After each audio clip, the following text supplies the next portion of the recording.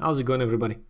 We're continuing with the updates of the punish videos, and today it's Nobushi's turn.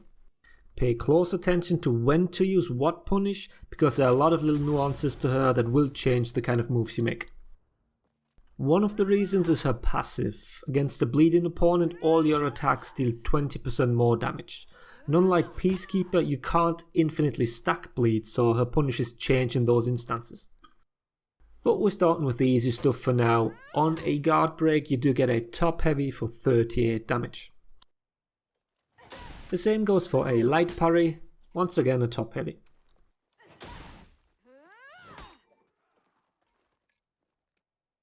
Heavy parries are the first instance where you will change your punish depending on whether an opponent is bleeding. On a normal heavy parry, you perform Viper's Retreat, which is 6 direct damage and 20 bleed. Your other options are Zone Attack, if you have the stamina for it, that is. Be sure to feint the second part and dodge cancel the recovery. And if you're low on stamina, you perform a top light. Wall splats on her are kinda useless, as your most damaging single attack is the top heavy, which you already get from a normal Guardbreak. But keep it in mind as your kick wall splats, but more on that later. While you yourself are out of stamina, you still get a heavy from a wall splat. Just keep track of the distance and don't change your guard.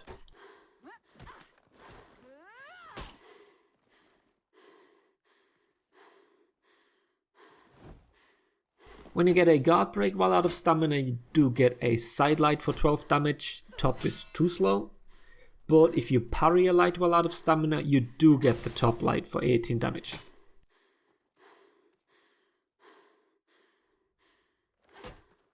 Now for all the out of stamina punishes. Like I said before, pay close attention to when I use which punish. For normal throws with no wall nearby and no bleed applied to the opponent, you do a forward throw into slightly delayed light or Cobra Strike and then a top heavy.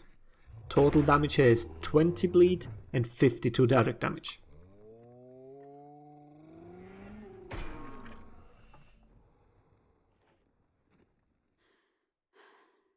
If you have a wall nearby, you go for a Cobra Strike into single top light, into kick, into top heavy. That is a total of 20 bleed and 74 direct damage.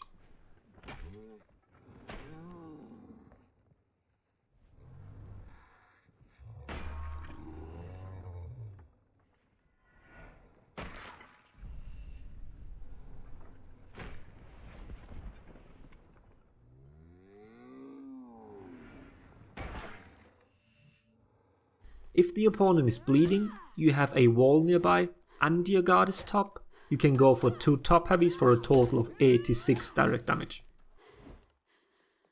If your opponent is really close to the wall and you throw him or her to the side, it can happen that your Nobushi will create a lot of distance sometimes. This will make your first heavy whiff, so make sure you're not hugging the wall too closely. In general, when using the wall to get you out of stamina throws, you have to pay close attention to the timing.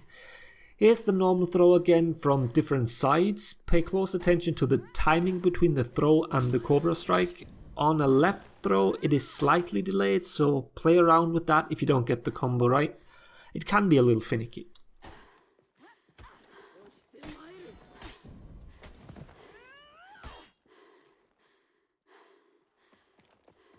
Now moving on to out of stamina parries.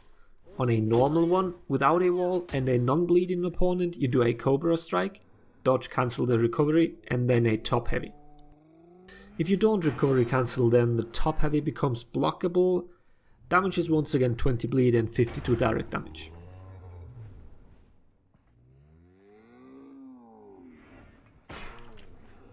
If your opponent's already bleeding, then you can go for a right heavy into top heavy.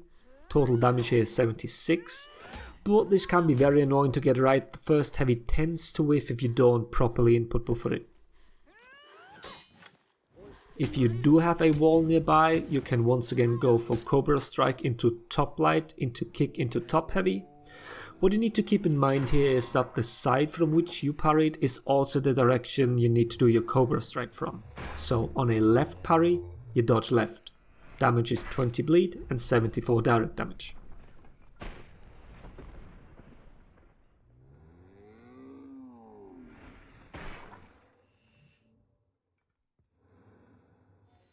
If the opponent's bleeding already and you have a wall nearby, you can go for 2 top heavies for 86 damage. Another little thing to keep in mind is that your opponent always falls towards the opposite direction of the side you parried. So a right parry makes your opponent fall to the left. And if the wall is at the correct side here, it can still net you those 2 heavies. So keep your environment in mind here, the wall doesn't necessarily have to be behind your opponent for it to work.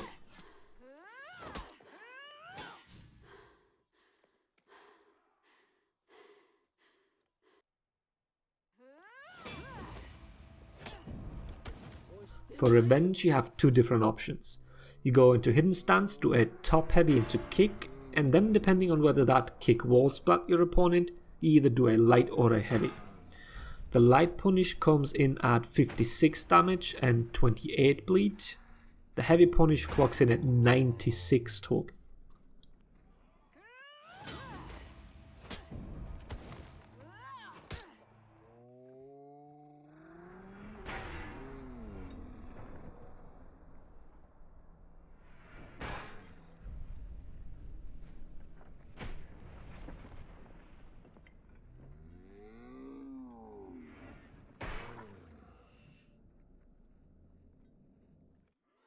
So while we're at punishes with hidden stance, let's quickly go over the heavies out of it. The first heavies when hitting an opponent or when blocked guarantee the follow-up kick. This is always the case, not just in revenge. Absolutely make sure to input buff for the kick, because with the recent buffs to dodges, only a slight delay will make it dodgeable already.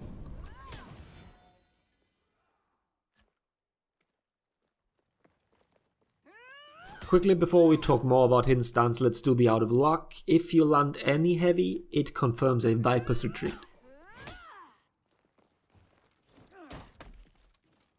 But now hidden stance, it is without a doubt the strongest defensive move in the game. You can feint attacks with it, shorten recoveries, and most important of all, you can counter Guardbreak while in it. Why?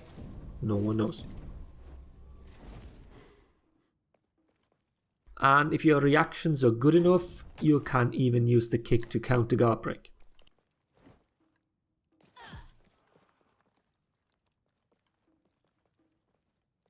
But your question now might be, what kind of punish do I use when I avoid a specific attack with hidden stance? This highly depends on the recovery of that very move, and a full list would just be too much to include in this video. That is one of the reasons why Nobushi players require a lot of experience with the character and the specific matchups. Yes, she can avoid a lot of the mix-ups, but punishing properly is a whole nother thing. As a few examples, if you try to punish Shaman's dodge heavy, you will have a hard time because she can block almost immediately after whiffing it. So even your double lights are not very likely to hit.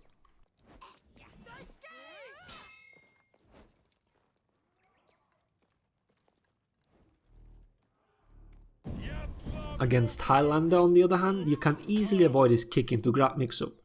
And if you do it correctly, your punish can be much more than a simple Guardbreak.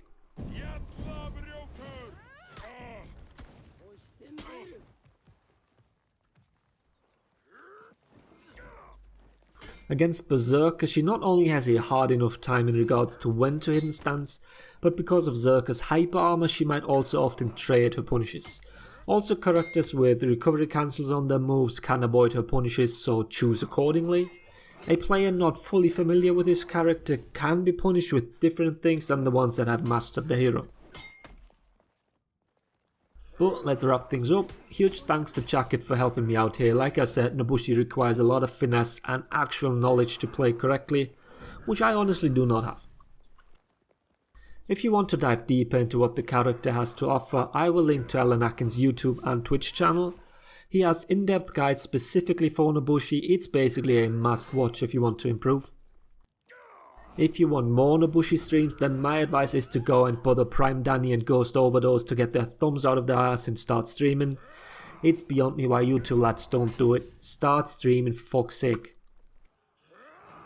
Alright, enough swearing. I hope the video was helpful. Thanks for watching. Laters everybody.